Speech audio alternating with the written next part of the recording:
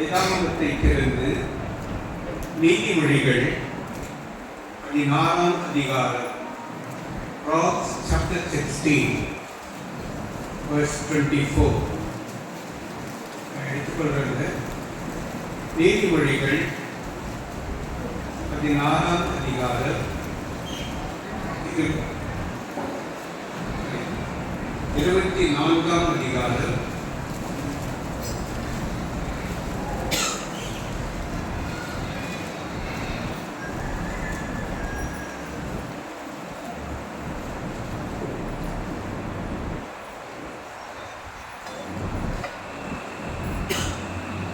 15ஆம் வசனம், 16ஆம் வசனம், 17ஆம் வசனம், 18ஆம் வசனத்தை மாறி மாறி வாசிக்கலாம். Proverbs chapter 24 verse 16 to 18 மாறி மாறி வாசிக்கலாம். நீதிமான் 15 துஷ்டனே, நீ நீதிமானுடைய வாசஸ்தலத்துக்கு விரோதமாய் பதிவிடாதே, அவன் தங்கும் இடத்தை பாழாக்கிக் கொள்ளாதே.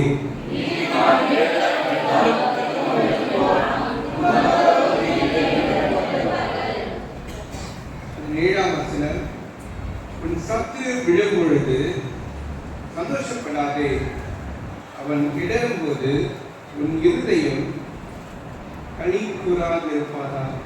18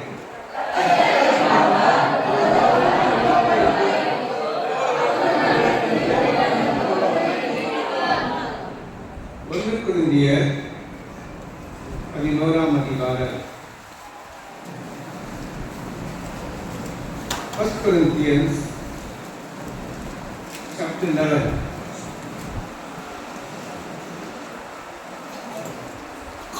23ஆம் வசனத்திலிருந்து மாறி மாறி வாசிக்கலாம்.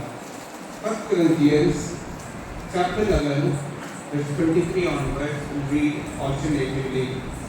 நான் உங்களுக்கு ஒப்புவித்ததை கர்த்தரிடத்தில் பெற்றுக்கொண்டேன், ஏனெனில் கர்த்தர் தாமே காட்டிக் கொடுக்கப்பட்ட அந்த ராத்திரியிலே அப்பத்தை எடுத்து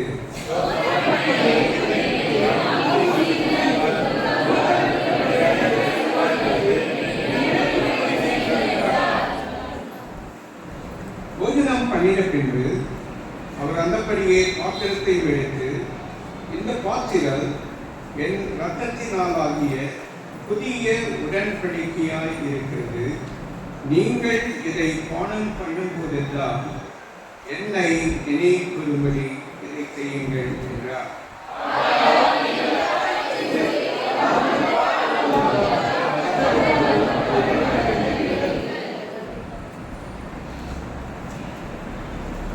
இப்படி இருக்க எவன் அபாத்திரமாய் கர்த்தருடைய அப்பத்தை புசித்து அவருடைய பாத்திரத்தில்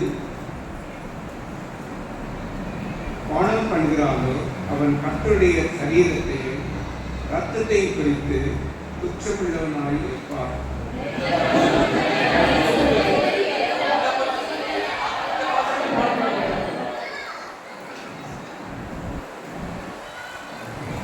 வார்த்தையை நாம் சேர்ந்து வாசிக்கலாம்.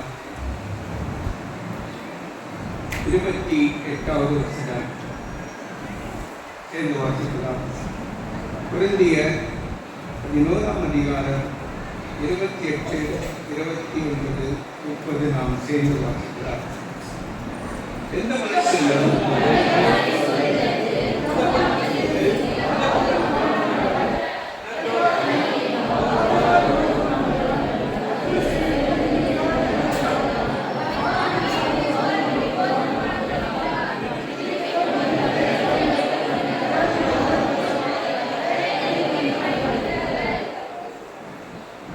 இந்த பகுதியிலே ரெண்டு முக்கியமான important words.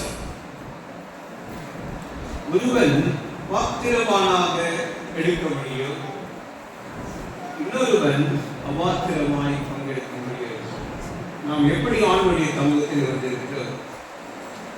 We have come the worthy person or unworthy person. பாத்திரவான்களாக இந்த இடத்திலே பங்கெடுப்பதற்காக வந்திருக்கிறோமா, அல்லது அபாத்திரமாக நம்மை நாமே ஆராய்ந்து அறியாமல் பங்கெடுக்க வந்திருக்கிறோமா?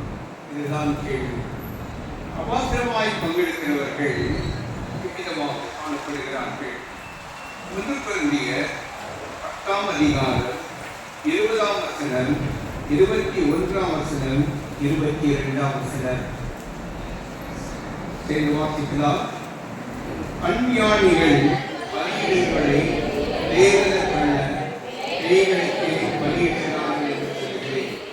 நீங்கள் பேய்களோடே எனக்கு மனதில்லை. நீங்கள் கர்த்தருடைய பாத்திரத்திலும் பேய்களுடைய பாத்திரத்திலும் பணம் பண்ணக்கூடாது. நீங்கள் கர்த்தருடைய போஜன பந்திக்கும் பேய்களுடைய போஜன பந்திக்கும். இந்த பந்தி என்பதே ஒரு ஐக்கியத்தை காட்டக்கூடிய 10ஆம் அதிகாரம்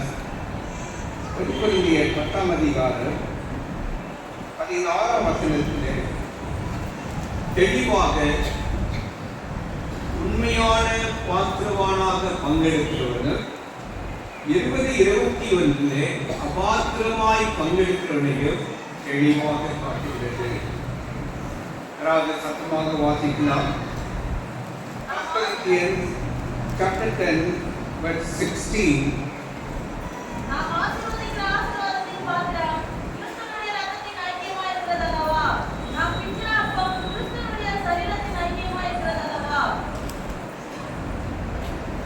ஆசீர்வதிக்கிற ஆசீர்வாதத்தின் பாத்திரம் கிறிஸ்துவனுடைய ரத்தம்.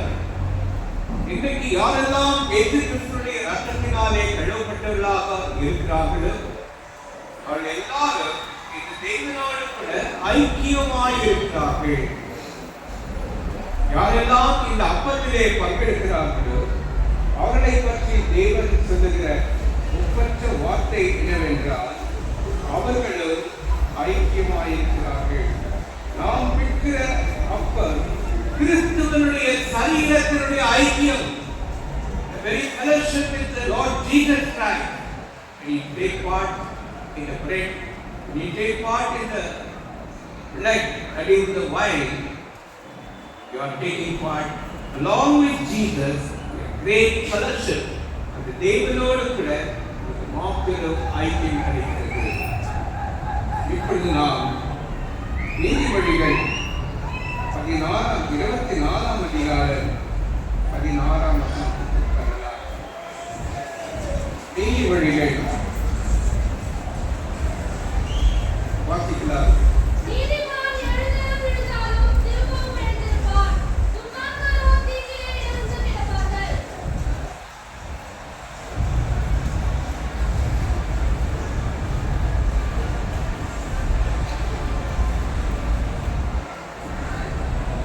இந்த இடத்திலே 2 முக்கியமான வார்த்தை.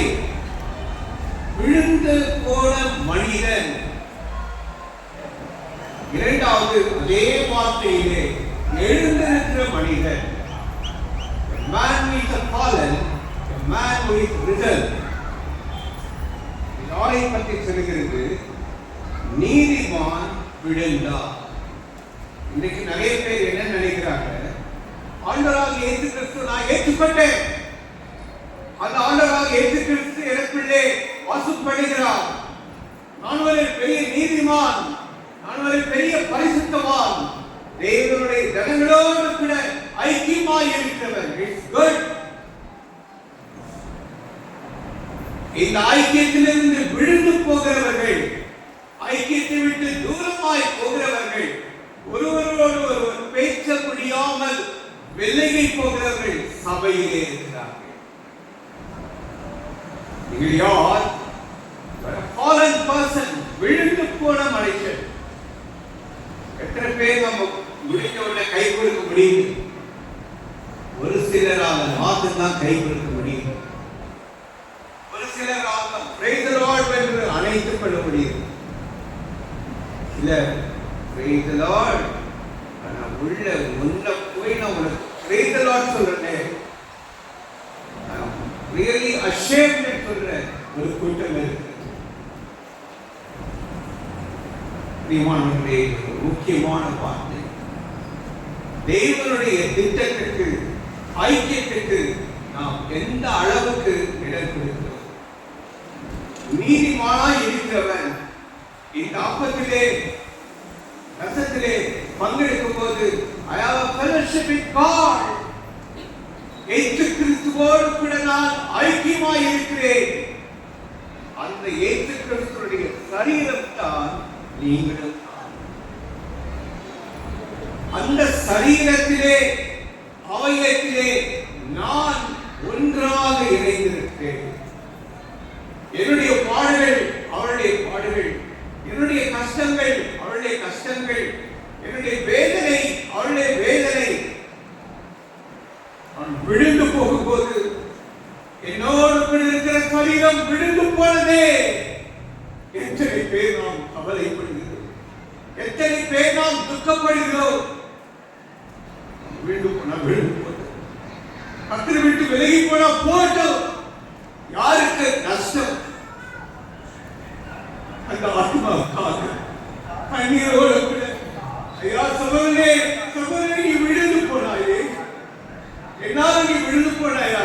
வேண்டாம், சரிப்படுத்திக் கொள்வோம் என்று சரிப்படுத்திக் கொள்கிற உண்மையான ஒரு தேவ மனுஷனும் அந்த ஸ்திரீயும் தான் இன்றைக்கு தேவன் விரும்புகிறார்.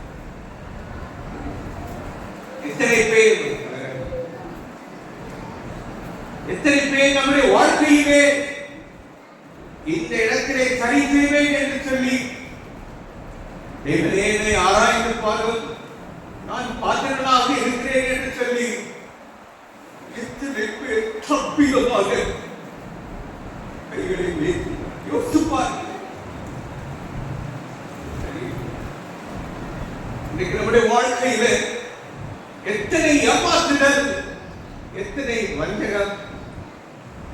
வேண்டாம், இந்த வஞ்சகத்தினால நம்ம எவ்வளவு நஷ்டம் ஆகும். அதே உன்னால எழுந்திருக்க முடியும். எப்படி எழுந்து வந்தவுடனே நான் தான் பாவம் செய்தேன், என்னுடைய பாவம் தான் உண்மை விட்டு என்னை பிரிச்சிருச்சு, என்னுடைய பாவம் தான் ஒருவரை ஐக்கியமா இல்லாதபடிக்கு இந்த ஐக்கியத்தை உடைத்து போட்டது. அழகா பாத்திரத்தை எடுத்துட்டு அப்ப வரும்போது இந்த மனுஷனா இந்த பாத்திரத்தை, இந்த அப்பத்தை கொண்டு வராங்க. திரும்பி பார்த்து எத்தனை பேர் தூரமாக்குறீர்கள்?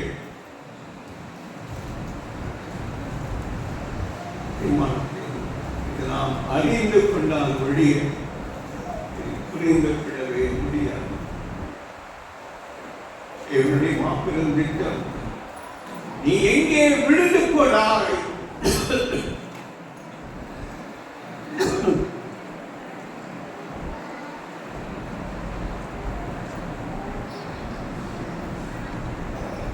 ராஜாக்களுடைய புத்தகம்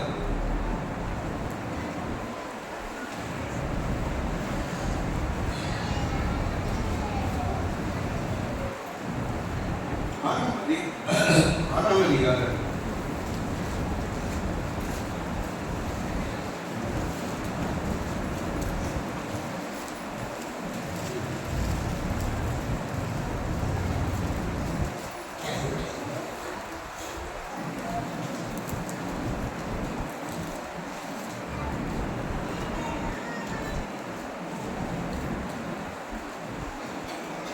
6ஆம் வசனத்தை சேர்ந்து வாசிக்கலாம்.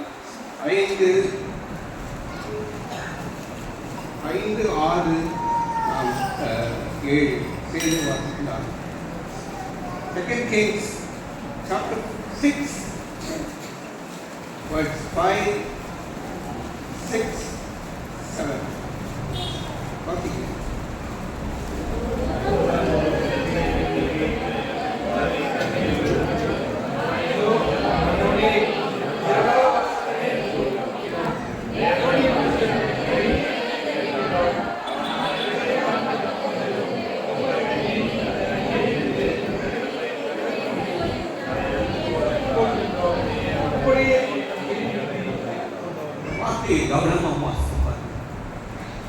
அழகான ஒரு கோடரி இரும்பு.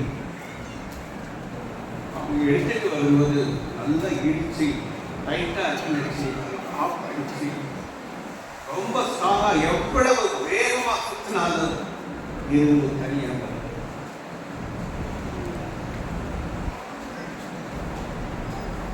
மரத்தை வெட்டுறாங்க. ஒரு வீடு, அவங்க தேவனுடைய ஜனங்கள் குடியிருக்கக்கூடிய ஒரு வீடுக்காக அவங்க ஆயத்தம் பண்றாங்க. 2ஆம் வசனம், நாங்கள் யோர்தான் மட்டும் போய் அவ்விடத்திலே ஒவ்வொருவர் ஒவ்வொரு உத்திரத்தை வெட்டி குடியிருக்க அங்கே எங்களுக்கு ஒரு இடத்தை உண்டாக்குவோம் என்றார்கள். அதற்கு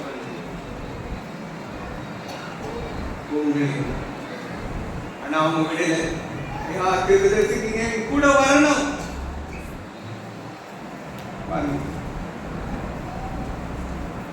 4வது 3-4 வாசிங்க.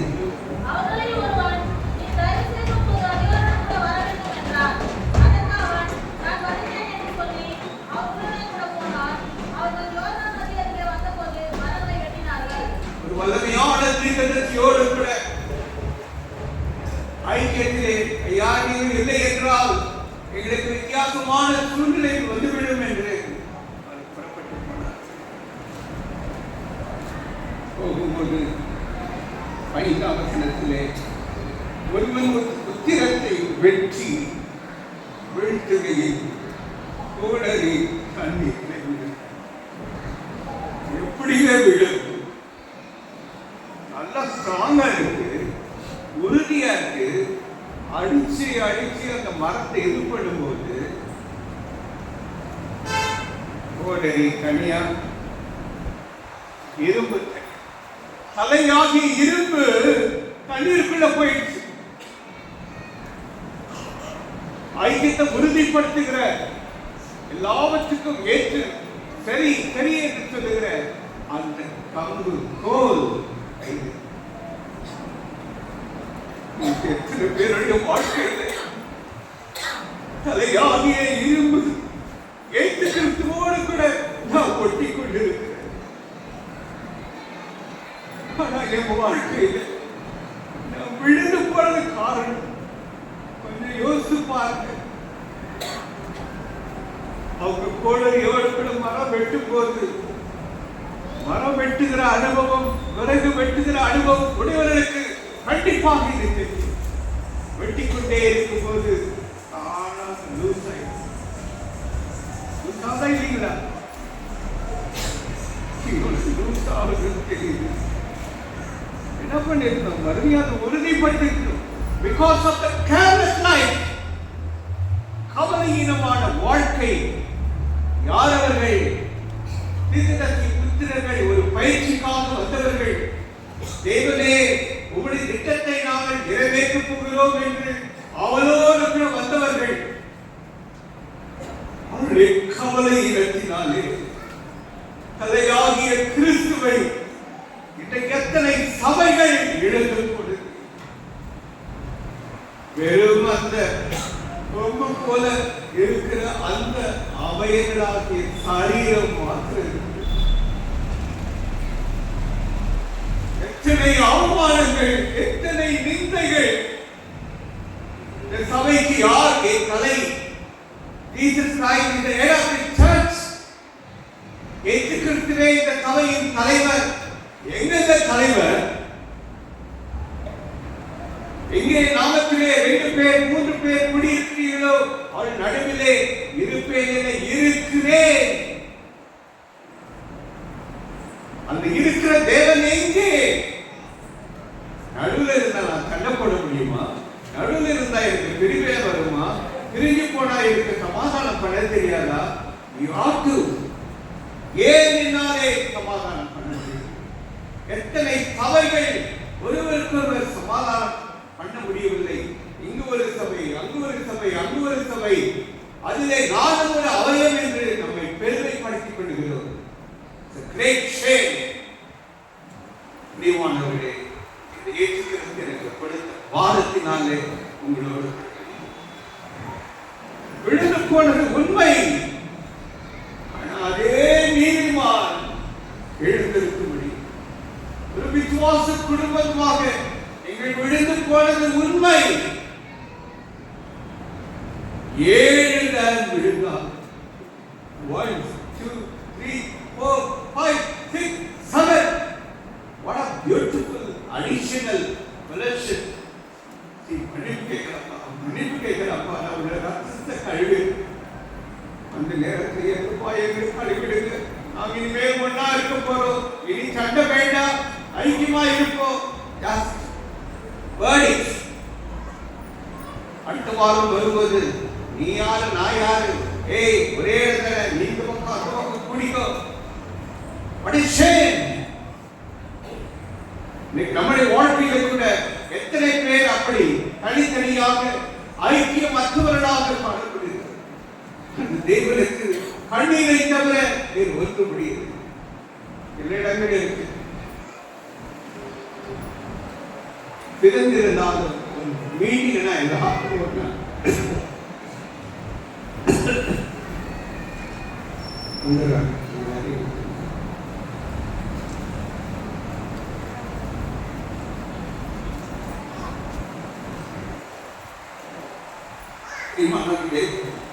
அந்த தேவன் வாதத்தோடு நம்மோடு இன்னைக்கு நம்முடைய வாழ்க்கையில தீர்மானம் எடுத்திருக்கிறோம். நீதிமான் 7 தரம் விழுந்தாலும் அவன் எழுந்திருப்பான். ஆண்டவர் எவ்வளோ கருணங்களை கொடுக்கிறார். ஒருவர் விழுந்தப்பா, மறுபடியும் ஆண்டவரோடு பேசும்போது நீ கரெக்ட் பண்ற, மறுபடியும் என்னை விட்டு விலகி போகிறாய்.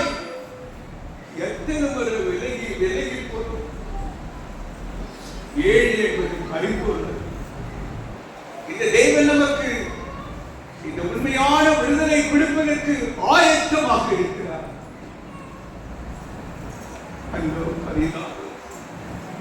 வாழ்க்கையிலே எழுந்திருப்பேன், மறுபடியும் விடுவேன், எழுந்திருப்பேன், மறுபடியும் விடுவேன் என்றுதான் நம்முடைய தனிப்பட்ட வாழ்க்கை. யாரும் முடியாமல் இந்த வானத்தையும் பூமியும் உண்டாக்கினது தேவனை ஏமாற்றிக் கொண்டு இருக்கிறோம். எத்தனை முறை அன்றுவரை என்னை கழுவன்னு சொல்லிட்டு பக்கத்து போயிட்டு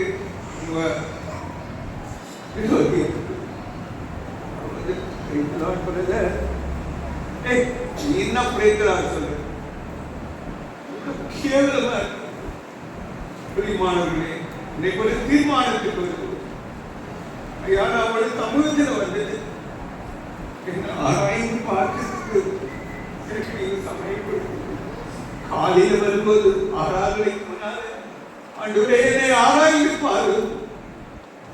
அப்பம் பிடிக்க போகும்போது ஐயா என்னை ஆயத்தப்படுத்தி செய்தி எனக்கு ஆயத்தமாக்கட்டும். Lord, prepare my heart.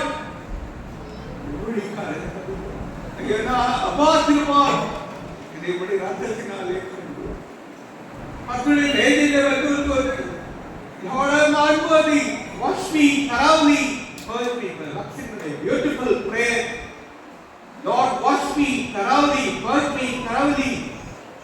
I am your servant. Make me as a worthy vessel.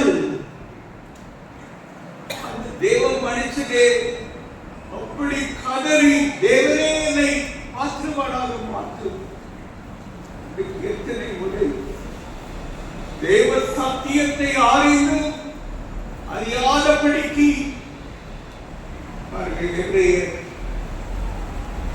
10 அதிகாரம் 26ஆம் வசனம். சத்தியத்தை அறியும் அறிவை அடைந்த பின்பு நாம் மனப்பூர்வமாய் பாவம் செய்கிறவர்களாய் இருந்தால் பாவங்களின் நிமித்தம் செலுத்தத்தக்க வேறொரு பலியை இராமல் இந்த உண்மையான சத்தியத்தை எத்தனை பேர் நாம் அறிந்திருக்கிறோம்? After knowing the truth, சத்தியத்தை அறிந்த பின்பு எத்தனை முறை விழுந்து எத்தனை பேரை அவமானப்படுத்தியிருக்கிறோம், சபையை அவமானப்படுத்தியிருக்கிறோம், குடும்பங்களை அவமானப்படுத்தியிருக்கிறோம். ஆண்டவருடைய கிருபை நீ 7 தடவை விழுந்தது. I give you time of grace. கிருபையின் காலத்தை நான் உனக்கு கொடுத்திருக்கிறேன். ஆனா அதையும் மீறி பாவத்து மேல பாவம் செய்து அந்த தேவனுடைய இருதயத்தை துக்கப்படுத்துகிற நிலை நமக்கு வேண்டாம். இது தேவனுக்கு பிடித்தமில்லாத. இன்னைக்கு தேவன் நம்முடைய இருதயத்தை அறிந்து கொள்ளும். அந்த நேரத்தில் 6ஆம் அதிகாரம் எங்கப்பா விழுந்தது? வெட்டிட்டே இருந்தது. அது எவ்வளவு அடிக்கீழே இருந்துச்சு. ஒரு கர்த்தருடைய வீடு, எங்களுக்கு வீடு உண்டாக்குதா, ஒரு நல்ல நிலையில வீடு கட்டுகிறார். இதை ஒரு மரத்து துண்டுதான் வெட்டி கொண்டு போகிறது. கர்த்தருடைய வேலைக்காக தங்கக்கூடிய இடம் நெருக்கமா இருக்குது. அந்த நெருக்கத்தை எடுத்து போனதால இவ்வளவு முயற்சி பண்ணு. எல்லாரும் சேர்ந்து முயற்சி பண்ணு. நம்மளுடைய நிர்வகித்து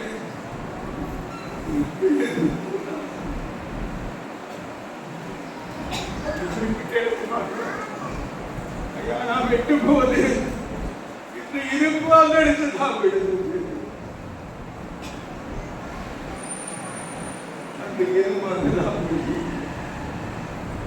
நம்முடைய வாழ்க்கையில் எத்தனை பேர் உண்மையாக அந்த விழுந்து போன அந்த இடத்தை தேவனுக்கு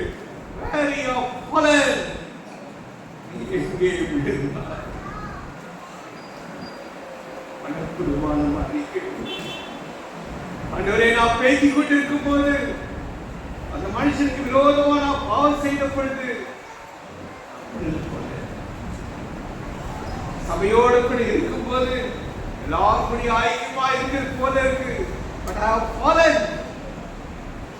யோசித்து பாருங்க, எந்தெந்த இடத்துல எந்த குடும்பத்துல நாம கர்த்தருக்கு பிரியமில்லாத காரியத்தை நாம் செய்து கொண்டு விழுந்து போகிற அனுபவம் குடும்பத்தில் சேர்க்கும் போது தனிப்பட்ட முறையில் சபையாக வேலை செய்கிற இடத்துல எத்தனை பேர் விழுந்து தேவன் காட்டுற இந்த இடத்தில் தான் நீ விழுந்து போன. நான் ஒன்றும் விழுல, அவங்க தான் என்ன தள்ளிட்டார். இவங்களை கேட்டார், அவங்க வார்த்தை தான் என்ன தள்ளிடுச்சு. அந்த குறிப்பிட்ட இடத்தை நாள காட்டவே முடியும். Lord is the place for our Father. நீங்க எந்த குடும்பமோ சபையிலோ அவங்க காலத்தில் அதே இடத்தில் தப்பு பண்ணீங்க, என்னால நீங்க பாதிக்கப்பட்டீங்க, பாவம் சொல்ல முடியல, என்னாலதான் பாதிக்கும். 2 பக்கமும் தங்களுடைய உண்மையான தவற குற்றத்தை ஒத்துக்கொள்வாங்க. நம்முடைய வாழ்க்கை நடக்குதா? நம்முடைய சபையில நடக்குதா?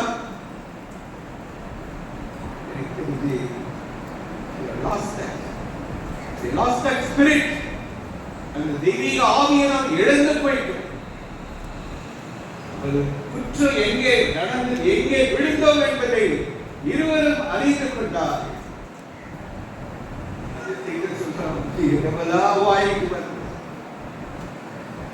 அது போலகையோடு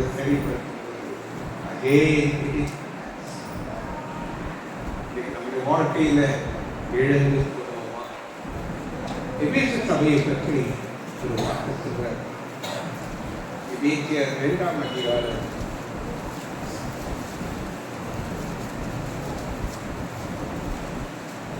2ஆம் அதிகாரம் முதல் வசனத்திலிருந்து ரெவலேஷன் சாப்டர்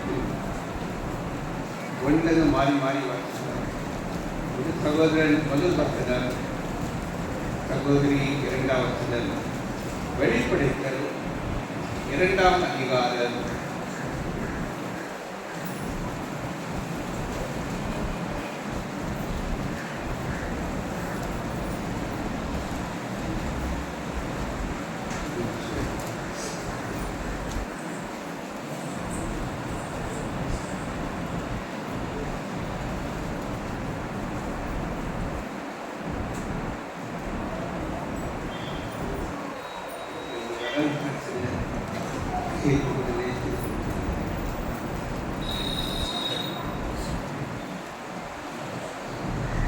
முதல் 7 வசனங்களை மாறி வாசித்தார்.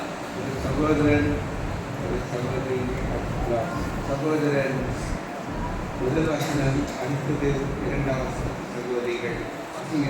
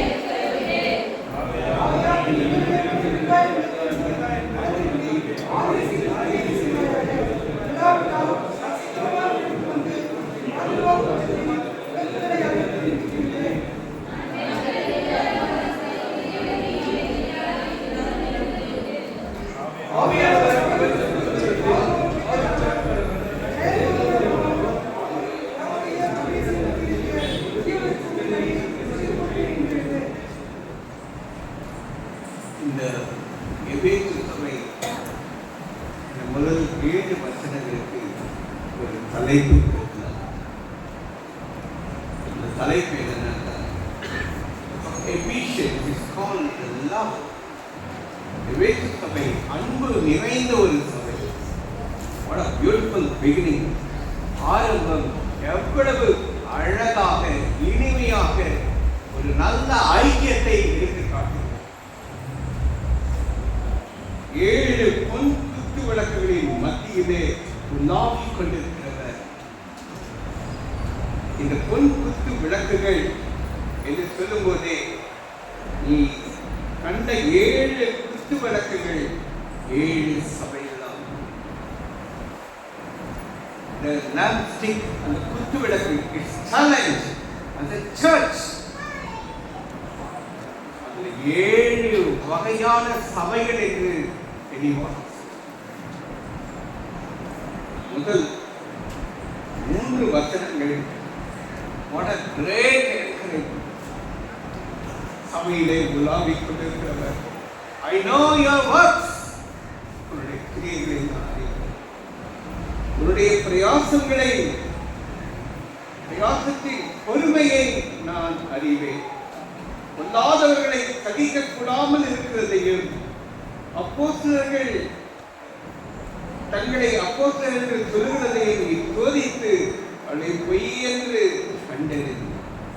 எல்லாமே அந்த சபைக்கு தெரிஞ்சிச்சு. யார் உண்மையானவன், யார் பொய்யானவன், யாருடைய கிரியை உண்மையானது, யாருடைய கிரியை உண்மையற்றது. இந்த 3 வார்த்தைகள், உன் கிரியைகள், உன் பிரயாசம், உன் பொறுமை. தெசலோனிக்கே நிருபத்திலே அதை அழகாக எடுத்து காட்டுகிறார். தெசலோனிக்கே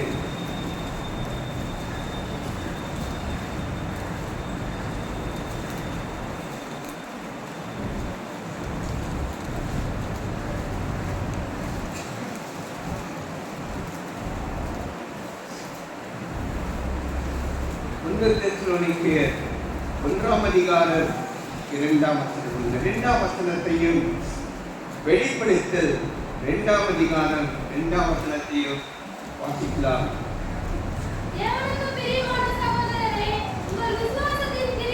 விசுவாசத்தின் கிரியை, not only the faith, not only the work. கிரியை என்கிறதிலே, விசுவாசம் என்பது இல்லாத வாழ்க்கையிலே, work without faith, கிரியை இல்லாத விசுவாசம், it is a death. பாக்கினால்தான் இவருடைய வாழ்க்கையில் கிரியைகள் என்ற இடத்துல உங்க விசுவாசத்தின் கிரியை ஆண்டவர் சொல்லியிருக்கிறார். சபைக்கு எவ்வளவு பெரிய மேன்மையானது. தெசலோனிக்கே சொல்லும் போது இவ்வளவு அழகா சொல்றாரு. உங்கள் விசுவாசத்தின் கிரியையும் labor of love. இந்த இடத்துல வாசிக்கிறோம். நீங்கள் உங்கள் கிரியைகளையும் உங்கள் பிரயாசத்தையும் only the labor, if it is added the labor of love,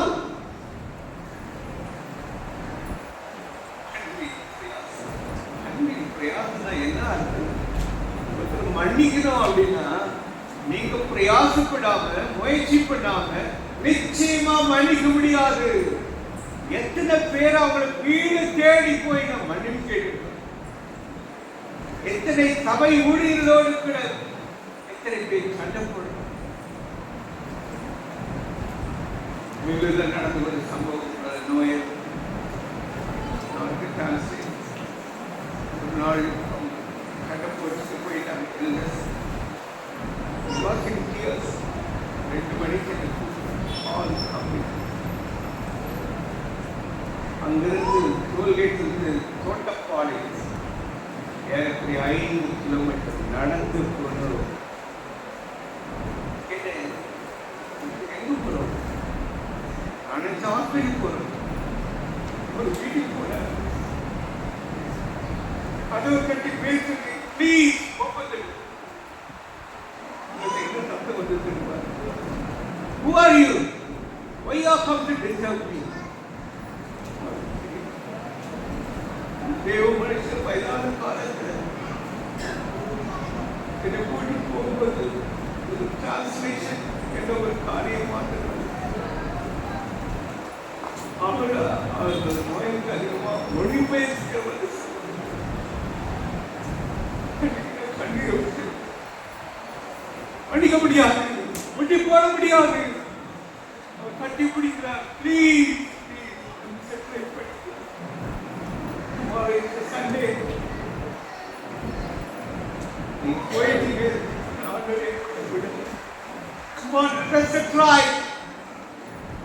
போயா உன் கூட போய் நான் செட் ரைட் பண்ணுமா? நான் நாளைக்கு முன்னோடு கூட ஊழியத்தில் ஈடுபடுமா? I will never come to the fellowship. எவ்வளவு அழுக, கட்டி பிடிச்சி அழுக. கடைசி முட்டி போட்டு நானே அவர் எல்லாம் சேர்த்து 1 மணி நேரம் ஆச்சு. எத்தனை பேச்சு சண்டை மார்னிங் மறுபடியுமா ஒரு பஸ் பிடிச்சி வீட்டுக்கு வந்து 8:30 மணிக்கு மீட்டிங். சுமையாக இருந்தாலும் தாங்க மாட்டேன். ஒரு பெரிய ஊழியக்காரன் கடைசியாக வந்து முன்னாலே டிரான்ஸ்லேஷன் எல்லாரும் அதிர்ந்து போனாங்க. இது மனுஷன் எவ்வளவு கேவலமா பேசிட்டு போனாங்க. How come that he has come back to the pulpit? எனக்கு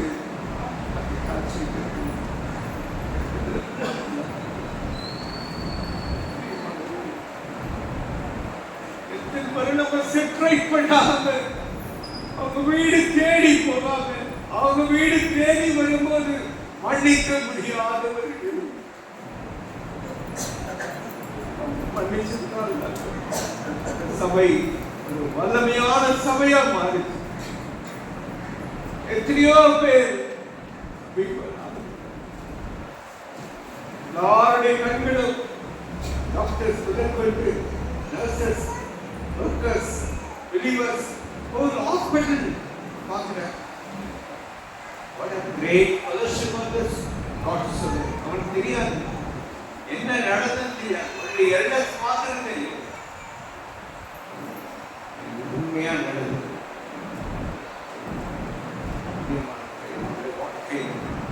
நம்ம இந்த இடத்துல விழுந்து போனது எழுப்புனா எவ்வளவு கஷ்டம் தெரியுங்களா? அன்பின் பிரயாசம் தான் என்ன தெரியுமா? Now you have to pay a lot of money.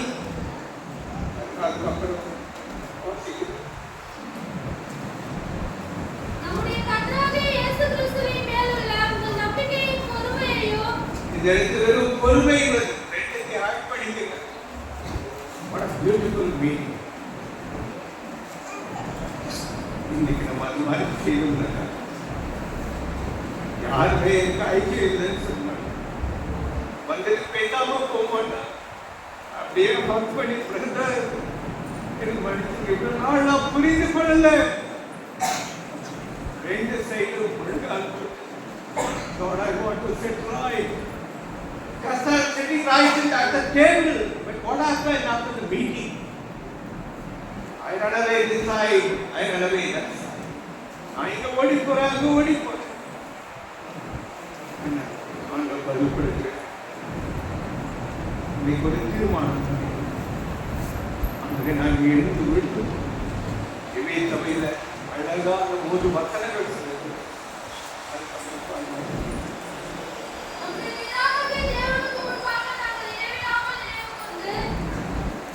நீ தகித்துக் கொண்டிருக்கிறதையும் பொறுமையாய் இருக்கிறதையும் என் நாமத்தினிமித்தம் இடைப்படையாமல் பிரயாசப்பட்டதையும் அறிந்திருக்கிறேன். I know நான் அறிந்திருக்கிறேன். இந்த தேவன் உங்களை பற்றி, என்னை பற்றி, சபையை பற்றி, சபையில் இருக்கிற ஒவ்வொரு அவைகளை பற்றி அறிந்திருக்கிறேன். அவ்வளவு அழகாய் இருந்த சபையில அடுத்த வார்த்தை சொல்றாரு,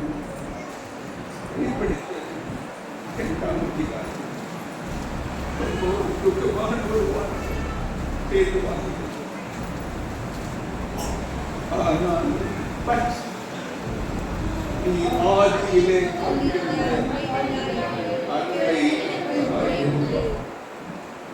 Where is that great love? எபேசி என்றால் அன்பு, அன்பை இழந்த சபையாக மாறிவிட்டது. ஸ்டார்டிங் நீதியாய் ஆரம்பித்து, திட்டமாய் ஆரம்பித்து, எவ்வளவு அழகாக ஆரம்பித்தது, திடீரென்று ஒரு பெரிய வீழ்ச்சி. நீதியாய் இருந்தது. நான் எழுந்திருப்பேன். சபை எழுந்ததற்கு என்ன ஆயத்தப்படுத்துகிறேன். ஆகையால் நீ இன்ன நிலைமையிலிருந்து விழுந்தாய் என்பதை நினைத்து just think where you have fallen. Remember.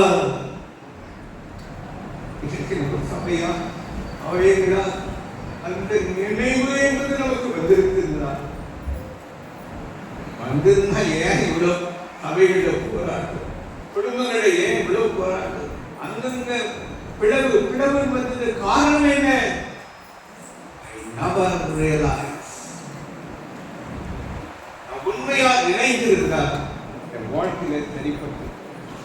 இப்பதான் சேர்ந்து வாசிக்கலாம். 5ஆம் வசனம். ஆகையால்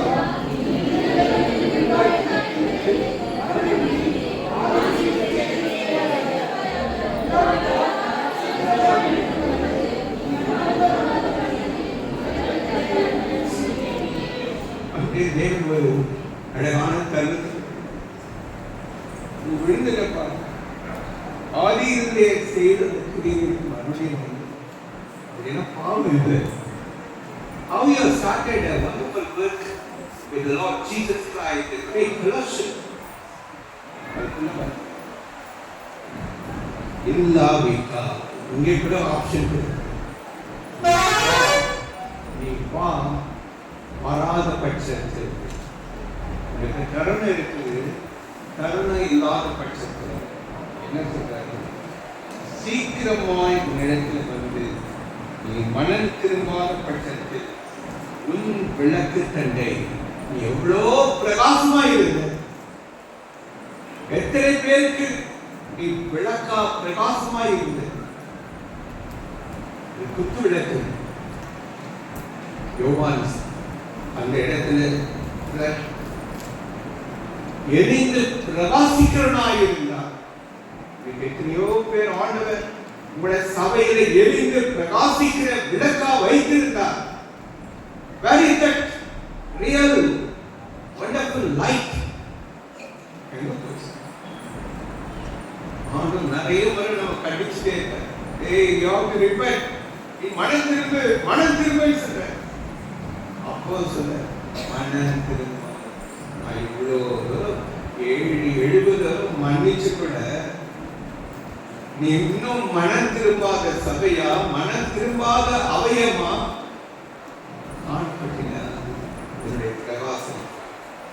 எத்தனை பேர் எரிந்து பிரகாசிக்கிறவங்களா இருந்தாங்க, மங்கி போன திரியை போறோம். Very dullness of entered in the church, the individual, the members of the family. அதுதாங்க ஆராய்ந்து பார்க்கிறோம். இன்னைக்கு நம்ம ஆராய்ந்து பார்க்கணும். ஆண்டவரே,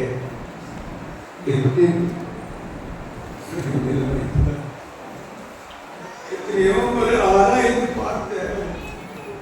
கண்ணீரோடு ஆராய்ந்து பார்க்கிறேன். அந்த விழுந்து போன இந்த வாழ்க்கையில் நான் ஆராய்ந்து பார்க்கிறேன். ஆராய்ந்து பார்த்து சபைக்கு வரும்போது மாத்திரம் நான் விழுந்துட்டேன் சொல்வேன். மறுபடியும் போய் விழுந்து. How much God gives you the opportunity to have lost. நீங்கள் வந்து மேற்போது தள்ளக்கூடாது.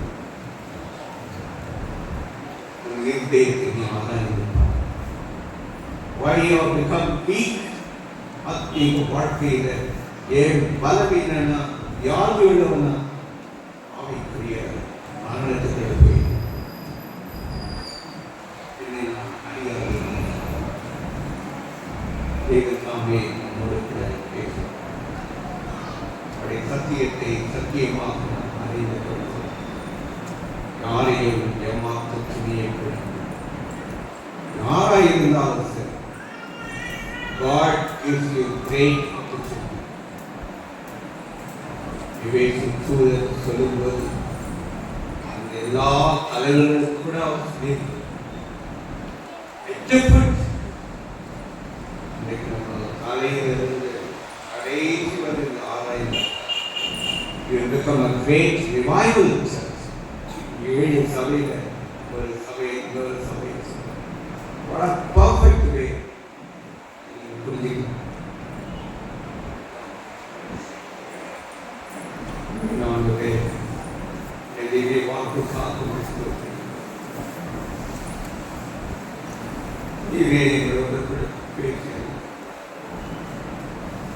எங்கே உழைக்க வேண்டுமோ, எங்கே நொறுக்க வேண்டுமோ, எந்த இடத்திலே தூளாக்க வேண்டுமோ, நான் சாமிலும் ருசியிலும் மனத்தாவப்படுகிறேன் என்று ஆகலாம். யோகு சொன்னது போல உத்தமர்களாக வாழ்ந்த அவர்களுக்கு இந்த நிலையிலே தங்களை தாழ்வார்கள்.